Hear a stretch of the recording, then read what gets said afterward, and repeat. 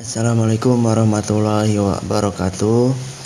Dalam video kali ini, Bapak akan menjelaskan materi yang akan diujikan dalam penilaian tengah semester untuk mata pelajaran IPS kelas 7, khususnya di SMPIT Raudatul Jannah Cilegon.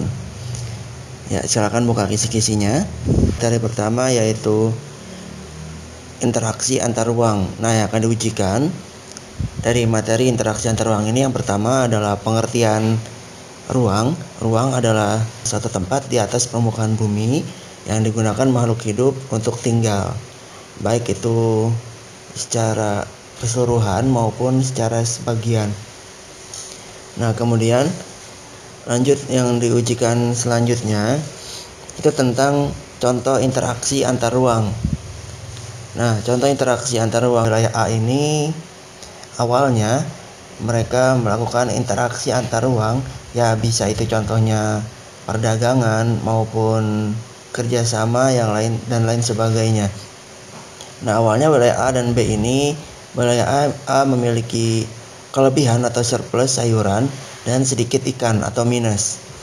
Wilayah B memiliki surplus ikan dan minus sayuran. Ini wajar ya, karena interaksinya saling melengkapi sehingga wilayah A dan B interaksi dengan kuat.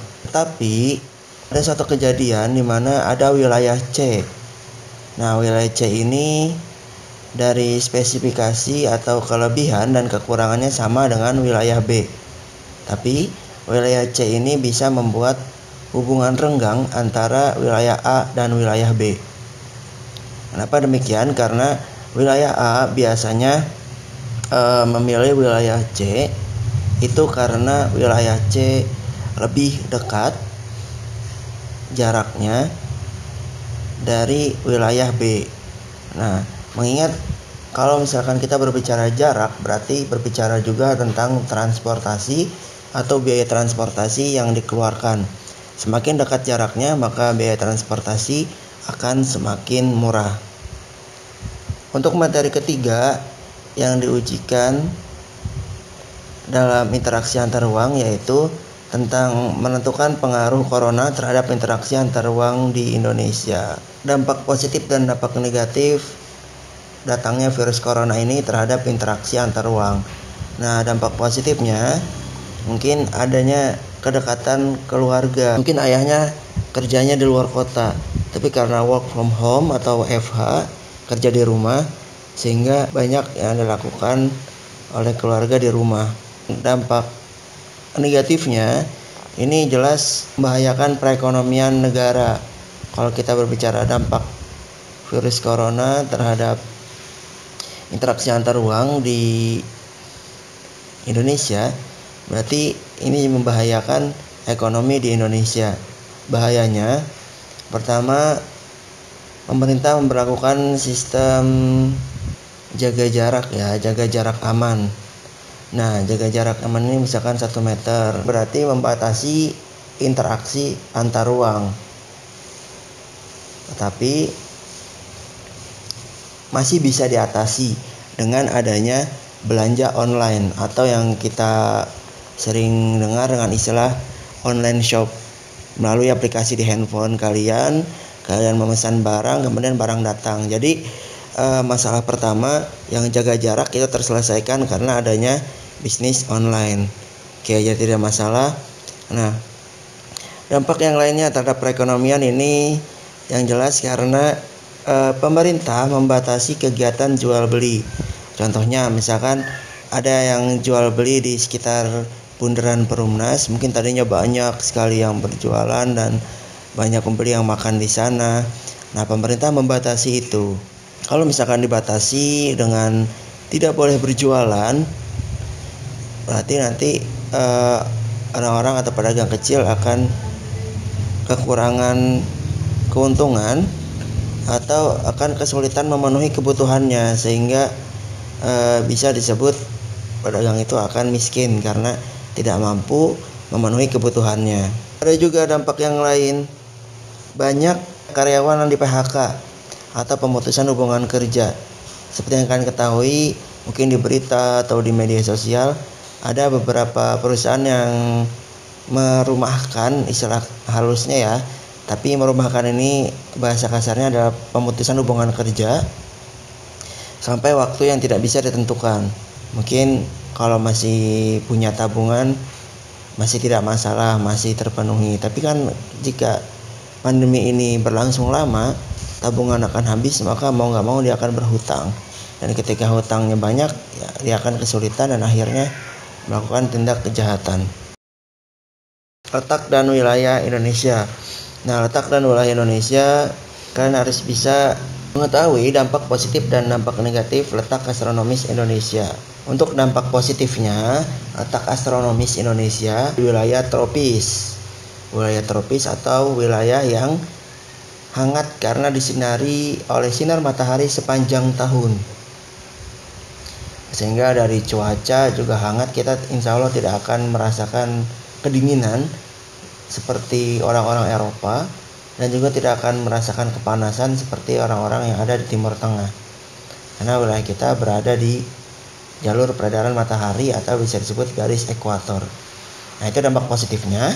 Kemudian dampak negatifnya banjir. Apa demikian? Karena curah hujan yang tinggi, kemudian penyebab faktor lain adalah manusia yang menebang hutan secara sembarangan tanpa menanaminya kembali, sehingga air hujan yang turun secara terus-menerus itu membuat banjir dan longsor biasanya.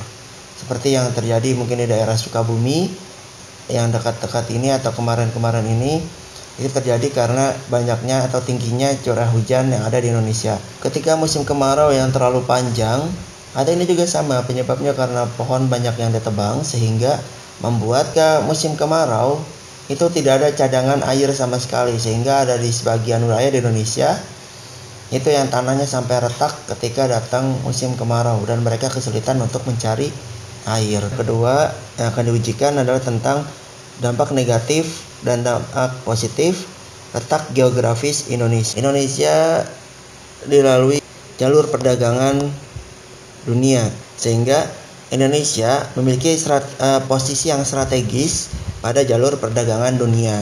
Makanya dari zaman dulu orang Indonesia kenal bisa berjualan dengan orang asing.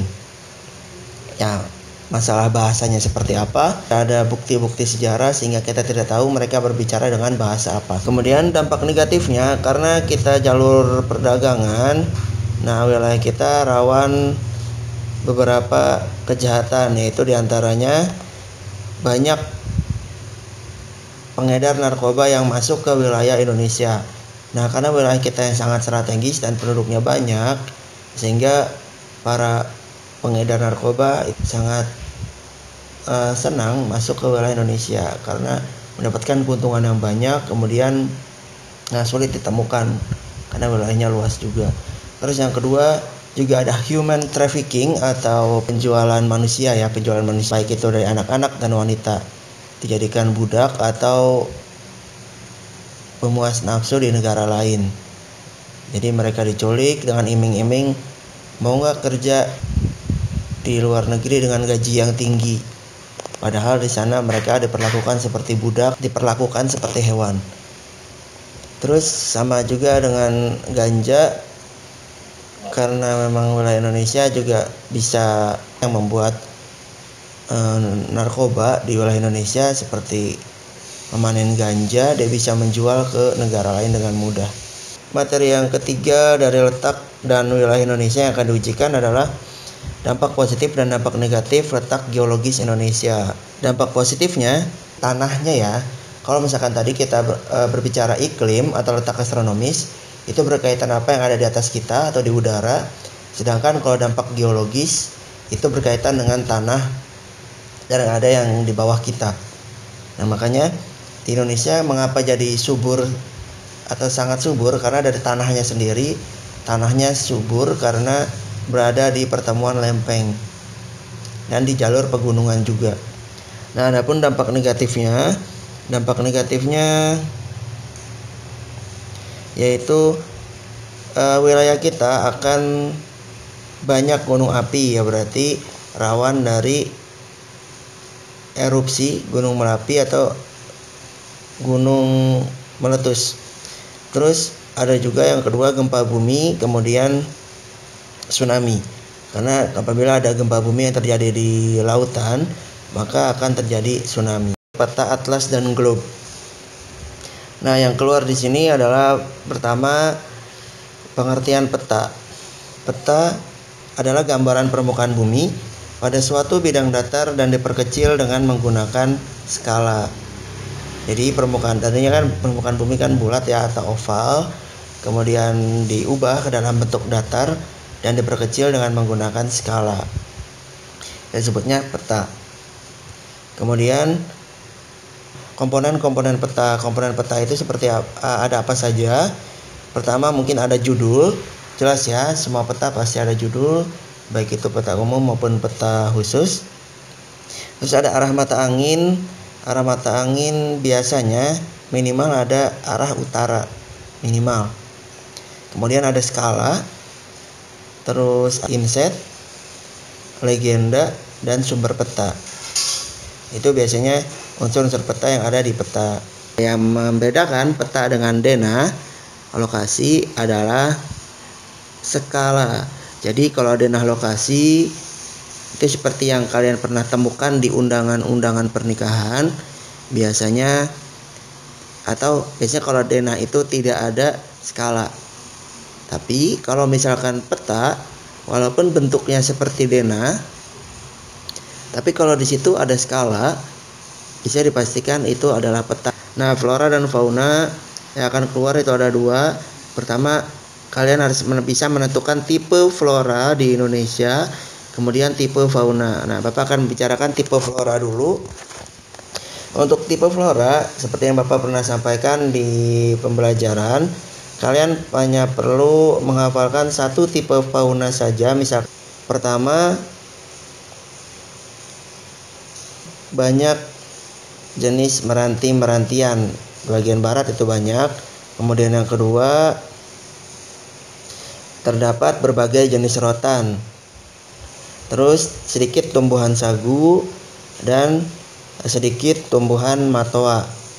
Selanjutnya, untuk tipe fauna itu ada tiga, ada asiatis, kemudian peralihan, dan australis.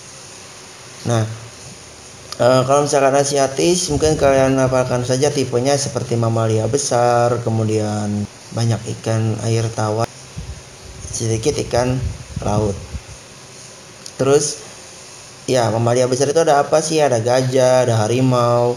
Nah, itu adalah contoh fauna asiatis. Kemudian fauna peralihan atau hewan peralihan, ini hewan khas Indonesia. Di antaranya ada yang namanya komodo, kemudian babi rusa, kemudian ada namanya anoa. Nah, itu ciri khas peralihan. Kemudian untuk australis, di situ ada walabi, kemudian landak hitam, dan cendrawasih. Potensi sumber daya hutan. Nah, potensi sumber daya hutan yang akan diujikan pertama, kalian bisa menjelaskan cara menjaga hutan. Ya, pasti kalian sudah tahu dong. Kalau misalkan cara menjaga hutan, ya pertama mungkin dengan mengurangi penggunaan kertas dan tisu, atau bahkan kalian mau menghentikan penggunaan tisu dan beralih ke sapu tangan juga tidak apa-apa. Itu lebih bagus daripada mengurangi.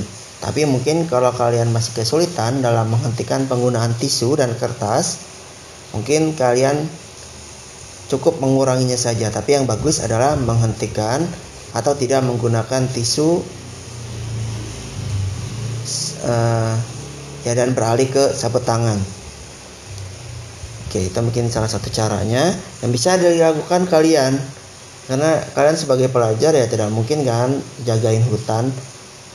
Yang tugas kalian sebagai pelajar ya belajar dan berusaha mengurangi penggunaan tisu. Ketika kita sudah mengurangi penggunaan tisu, kemudian berarti perusahaan tisu tidak akan menebang pohon secara banyak lagi, karena tisu-tisu yang sudah ada aja belum laku terjual. Jadi akhirnya mereka tidak jadi menebang lagi, dan hutan kita mungkin akan sedikit lebih terjaga karena tidak banyak yang diambil lagi. Nah, kemudian kalian harus bisa menentukan manfaat hutan. Pertama, mungkin hutan sendiri bisa menyerap air ya, jadi ketika musim kemarau dia tidak kekurangan air, itu fungsi hutan. Kemudian yang kedua, menyerap karbon dioksida dan menghasilkan oksigen sehingga membuat wilayah di dunia lebih sejuk atau menghindari yang namanya pemanasan global, di mana pemanasan global itu jika terjadi maka akan membuat es di kutub mencair. Dampaknya apa? Dampaknya ketika es di kutub mencair, volume air laut akan naik, kemudian akan menenggelamkan pulau-pulau yang kecil. Kemudian fungsi hutan yang lainnya adalah sebagai sumber obat dan makanan bagi penduduk sekitar. Potensi sumber daya tambang. Nah, sumber daya tambang ini kalian harus tahu olahan minyak bumi. Olahan minyak bumi kan ada minyak bumi dan gas kan. Nah, mungkin Bapak akan ulas sedikit tentang gas. Nah, gas ini, gas LPG digunakan untuk masyarakat atau digunakan ibu-ibu kalian untuk masak di dapur. Gas LPG ini sebenarnya gas yang tidak memiliki bau. Namanya gas itu tidak memiliki bau. Nah, kenapa gas LPG ini bisa bau? Karena dari gas LPG tersebut sudah dikreasikan oleh PT Pertamina dengan menambahkan bau khas, yaitu bau seperti durian busuk. Tujuannya supaya apa? Supaya bisa mencegah kebakaran yang terjadi di rumah-rumah akibat kebocoran gas. Jadi kalau misalkan gasnya tidak dikasih bau, kita tanpa sadar ketika ada kebocoran akan terjadi ledakan atau terjadi kebakaran di rumah tersebut. Manfaat bauksit dan pasir besi. Kalau misalkan pasir besi, manfaatnya itu untuk membuat semen. Sedangkan kalau misalkan bauksit itu digunakan untuk membuat keramik. Oke, lanjut. Potensi kelautan. Potensi kelautan ini akan keluar adalah perbedaan antara kelautan dan maritim. Kelautan dan maritim perbedaannya, kalau misalkan kelautan atau ekonomi kelautan itu berbicara tentang sumber daya alam yang ada di pesisir pantai dan yang ada di dalam lautan yang dapat dijual atau dikonsumsi. Itu disebutnya ekonomi kelautan. Kemudian untuk ekonomi maritim adalah fasilitas tambahan yang diciptakan manusia untuk memperindah pantai atau digunakan untuk transportasi manusia untuk menyeberang ke pulau lainnya. Manfaat hutan mangrove secara ekonomis itu akan diujikan, di mana sudah kita pelajari mangrove itu bermanfaat untuk habitat, untuk dibuat kayu bakar, kemudian yang kedua dibuat arang, dan untuk membuat kertas.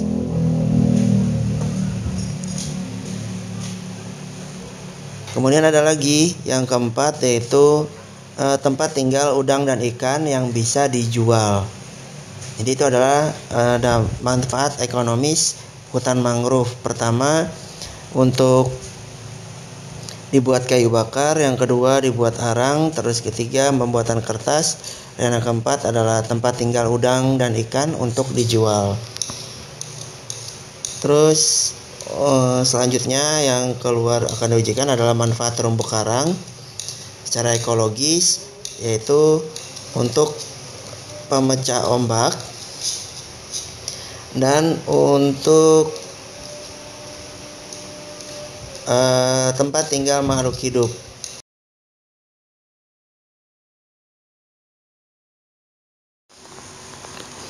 Ya, materi selanjutnya akan diujikan yaitu tentang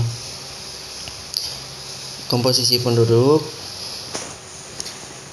Komposisi penduduk adalah pengelompokan penduduk berdasarkan kriteria tertentu. Nah, yang akan diujikan pertama itu berdasarkan usia dan yang kedua berdasarkan jenis kelamin. Nah, penduduk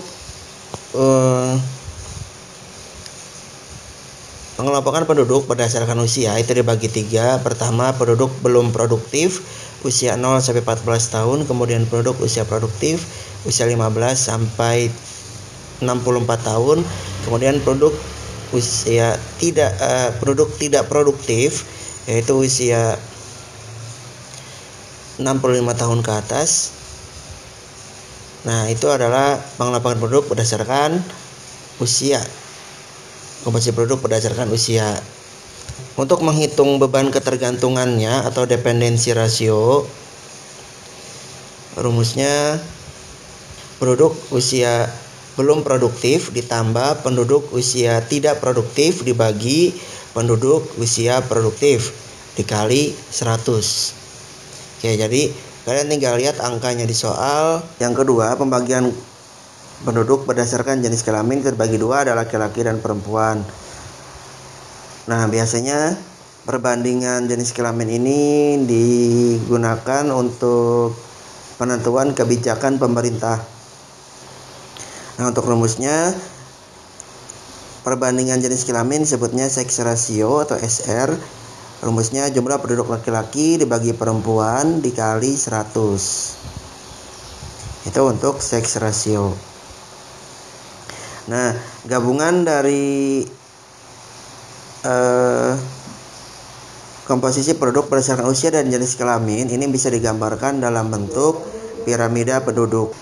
Ini dibagi 3. Piramida penduduk dibagi 3, ada piramida penduduk muda atau berbentuk limas, kemudian yang kedua piramida penduduk dewasa atau disebutnya stasioner, terus ya berbentuknya seperti granat. Ya, dan yang ketiga piramida penduduk tua atau berbentuk seperti batu nisan.